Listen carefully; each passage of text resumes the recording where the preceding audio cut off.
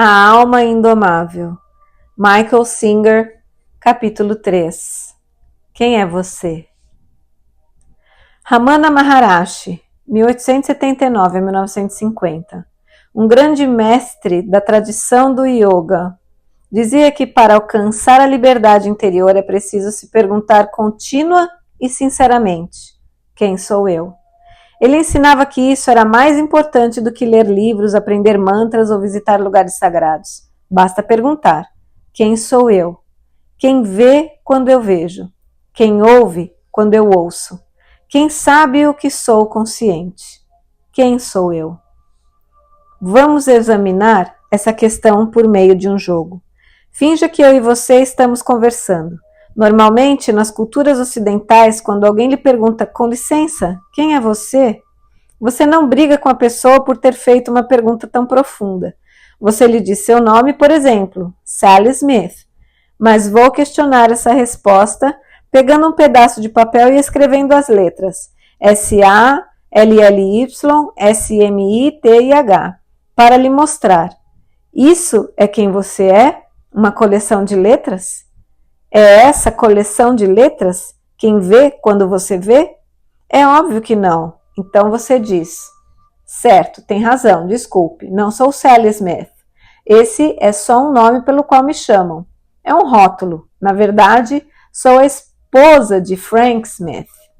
Nem pensar. Hoje em dia, isso nem é politicamente correto.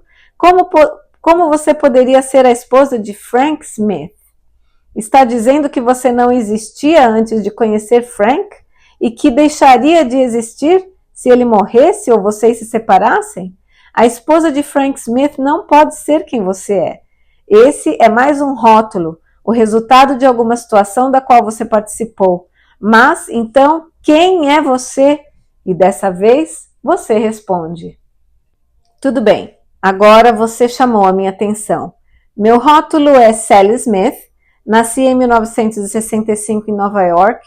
Morei no Queens com meus pais Harry e Mary Jones até os 5 anos. Então nos mudamos para Nova Jersey, onde frequentei a escola elementar de Newark. Só tirava 10 na escola e no 5º ano fiz o papel de Dorothy em Oz, em O Mágico de Oz. Comecei a namorar no 9º ano e meu primeiro namorado se chamava Joe. Fui para a faculdade Rutgers College, onde conheci Frank Smith e me casei com ele. Essa é quem sou. Espere um instante. É uma história fascinante, mas não lhe perguntei o que aconteceu desde que você nasceu. Eu lhe perguntei quem é você. Você descreveu várias experiências, mas quem teve essas experiências? Você não continuaria aí consciente da sua existência mesmo que tivesse estudado em outra faculdade? Então você pensa sobre isso e percebe que nunca na vida se fez essa pergunta a sério. Quem sou eu? Era o que Ramana Maharishi perguntava. Então você pondera com mais seriedade e diz: certo, então sou o corpo que ocupa este espaço. Tenho 1,65 m, peso 61 quilos e aqui estou. Quando você fez Dorothy na peça do 5º ano, você tinha 1,35 m, não 1,65 m. E então, qual delas é você? Você é a pessoa de 1,35 m ou de 1,65 m? Não foi você que fez a Dorothy? Você me diz que sim. Não foi você quem teve a experiência de representar Dorothy na peça do 5º ano e agora está tendo a experiência de tentar responder a minha pergunta? Não é a mesma você? Talvez precisemos recuar por um momento para fazer algumas perguntas antes de voltar à questão principal. Quando tinha 10 anos, você olhava no espelho e via um corpo de 10 anos, certo? Não era a mesma de agora, que agora vê um corpo adulto. O que você via mudou, mas o que está olhando? Não há uma continuidade aí? Não foi o mesmo ser que olhou no espelho ao longo dos anos? Pense nisso com muito cuidado. Aqui está outra pergunta. Quando dorme à noite, você sonha? Quem sonha? O que significa sonhar? Você responde: bem, é como um filme passando na minha mente que eu assisto. Quem assiste? Eu? Da mesma você que se olha no espelho? Você está lendo estas palavras e a mesma que se olha no espelho e assiste aos sonhos. Ao acordar, você sabe que viu o sonho. Há uma continuidade da consciência do ser. Ramana Maharishi estava apenas fazendo algumas perguntas muito simples. Quem vê quando você vê? Quem ouve quando você ouve? Quem assiste os sonhos? Quem olha a imagem no espelho? Quem está vivendo todas essas experiências? Se você tentar encontrar uma resposta sincera, intuitiva, simplesmente dirá: eu sou eu. Eu estou aqui vivenciando tudo isso. Essa é a melhor resposta que vai achar. Na verdade, é muito fácil ver que você não é os objetos que olha. É um exemplo clássico da relação sujeito-objeto. Você, o sujeito, é quem olha os objetos. Assim, não temos que examinar cada objeto do universo para dizer que ele não é você. Podemos generalizar e dizer que está olhando alguma coisa. Então você não é essa coisa. Assim, da mesma hora, de uma tacada só, você já fica sabendo que não é. O que não é? O mundo exterior. Você é quem está aí dentro, olhando o mundo. Essa foi fácil. Pelo menos agora eliminamos as incontáveis coisas do lado de fora. Mas quem é você? E onde está você, se não é no lado de fora, com todas as outras coisas? Você só precisa prestar atenção e se dar conta de que ainda estaria aí dentro, experimentando sentimentos, mesmo que todos os objetos exteriores sumissem. Imaginar o medo que sentiria, a frustração, talvez até a raiva, mas quem estaria sentindo essas coisas? Mais uma vez, você diz, eu. E essa é a resposta certa. O mesmo eu que experimenta o mundo exterior vivencia as emoções interiores. Para examinar essa questão com maior clareza, imagine que você está olhando um cão brincar ao ar livre. De repente houve um ruído bem atrás dele, um sibilar mesmo como de uma cascavel. Você continuaria olhando o cão com a mesma concentração? É claro que não. Começaria a sentir muito medo por dentro, embora o cachorro ainda esteja brincando à sua frente. Você ficaria completamente preocupada com a experiência do medo. Toda a sua atenção pode rapidamente ser dominada pelas suas emoções. Mas quem sente o medo? Não é o mesmo eu que estava observando o cão? Quem sente amor quando você sente amor? É provável que você alguma vez já tenha sentido tanto amor que pareceu difícil manter os olhos abertos. Você pode ficar tão absorta em belos sentimentos interiores ou em medos terríveis que se torna difícil se concentrar nos objetos exteriores e, em essência, objetos interiores e exteriores estão o tempo todo competindo pela sua atenção. Você está aí dentro, vivendo todas essas experiências, mas quem é você? Responda a esta outra pergunta. Não existem ocasiões em que você não está vivendo experiências emocionais e fica apenas quieta, em silêncio por dentro? Você ainda está aí, mas está simplesmente consciente do silêncio tranquilo? Mais cedo ou mais tarde, vai perceber que o mundo exterior e o fluxo de emoções interiores vêm e vão. Mas você, aquela que experimenta todas essas coisas, permanece consciente do que passa. Mas onde está você? Talvez possamos encontrá-la nos seus pensamentos. O grande filósofo René Descartes disse: penso, logo existo. Mas será que é isso mesmo que aconteceu? Uma das definições do verbo pensar é formar pensamentos, usar a mente para ponderar ideias e fazer avaliações. A pergunta é: quem está usando a mente para formar pensamentos e depois manipulá-los e transformá-los em ideias e avaliações? Essa que vivencia os pensamentos, existe mesmo que não haja pensamentos? Felizmente, você não tem que pensar sobre isso. Você tem consciência da presença do seu ser, da sua existência sem a ajuda dos pensamentos.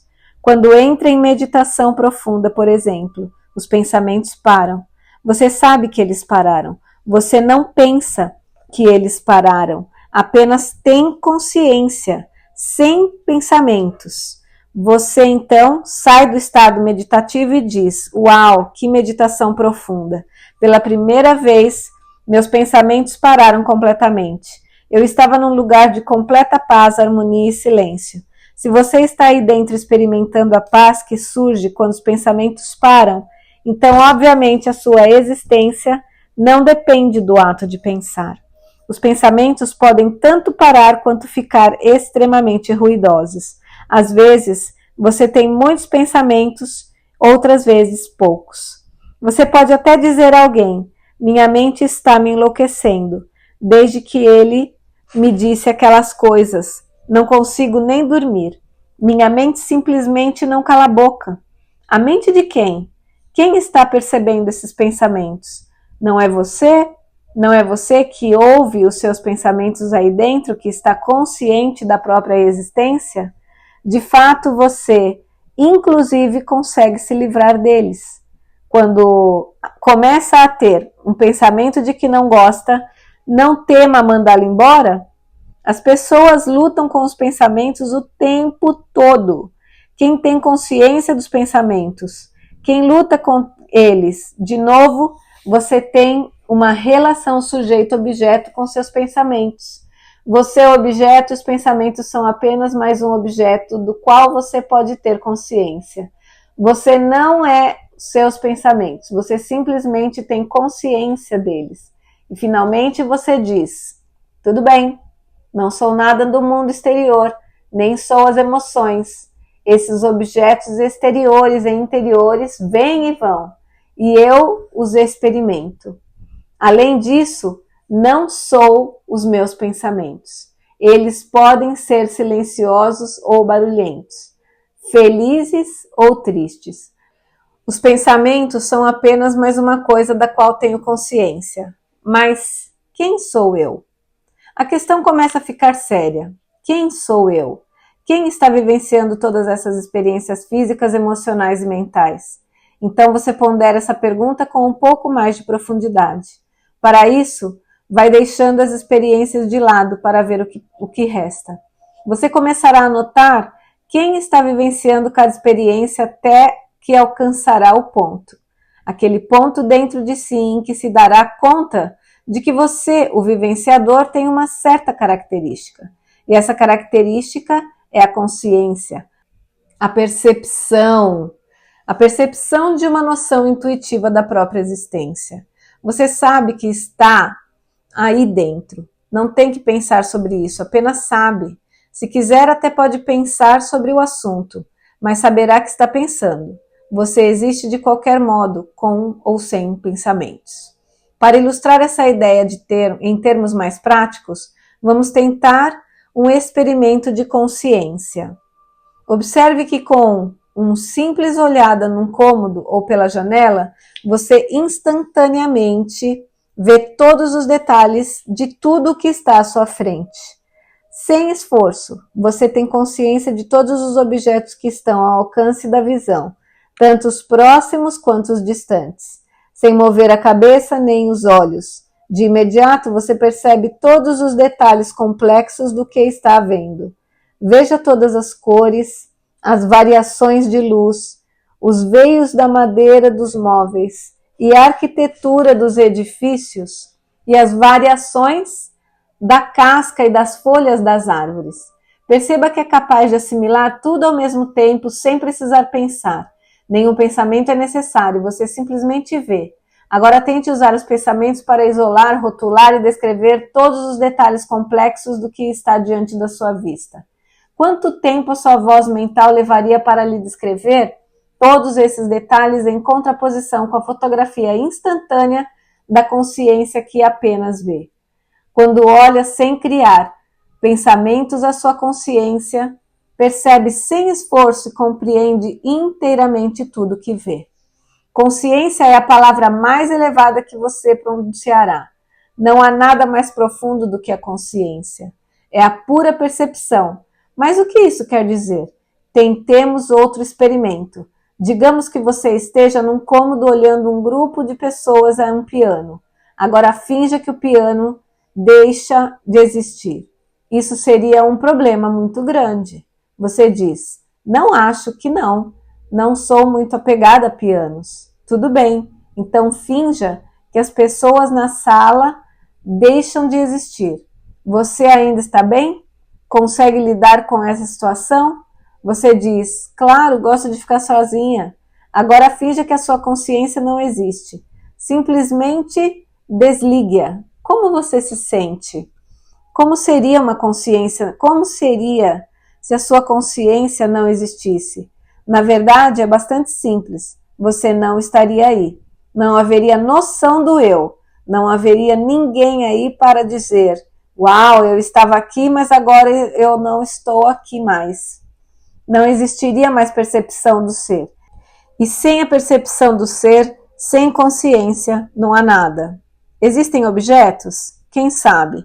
Se ninguém tem consciência dos objetos, sua existência ou inexistência se torna completamente irrelevante. Não importa quantas coisas estão à sua frente.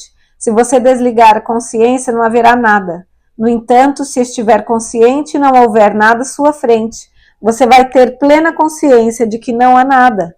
Na verdade, não é algo tão complicado assim. E é muito esclarecedor. Então, se eu lhe perguntar agora, quem é você? Você responderá, sou aquele que vê em algum lugar aqui de dentro. Olho para fora e tenho consciência dos acontecimentos, dos pensamentos e das emoções que passam diante de mim. Se você for bem fundo, é aí que você vive. Você vive no lugar da consciência. Um verdadeiro ser espiritual mora aí sem esforço e sem intenção. Assim como olha para fora sem esforço e vê tudo o que vê mais cedo ou mais tarde, você vai ocupar um lugar suficientemente interior e ver todos os seus pensamentos e emoções como vê as formas exteriores. Todos esses objetos estão diante de você. Os pensamentos estão mais perto das emoções, um pouco mais longe as formas do lado de fora. Mas, por trás de tudo isso, aí está você. É possível ir tão fundo que você vai perceber que é aí que sempre esteve. A cada estágio da vida, você viu diferentes pensamentos, emoções e objetos passarem à sua frente. Mas você sempre foi o receptor consciente de tudo que havia. Agora você está no centro da consciência. Está por trás de tudo apenas observando. Esse é o seu verdadeiro lar. Tire tudo o mais e você ainda estará aí, consciente de que tudo se foi. Mas tire o centro da consciência e não restará nada. Esse é o lugar do eu. Dessa posição, você tem consciência de que há pensamentos, emoções e um mundo entrando pelos sentidos. Mas agora você tem consciência de que é consciente. Esse é o lugar do eu budista, do Atman hinduísta e da alma judaico-cristã. O grande mistério começa quando você ocupa esse lugar interior e profundo.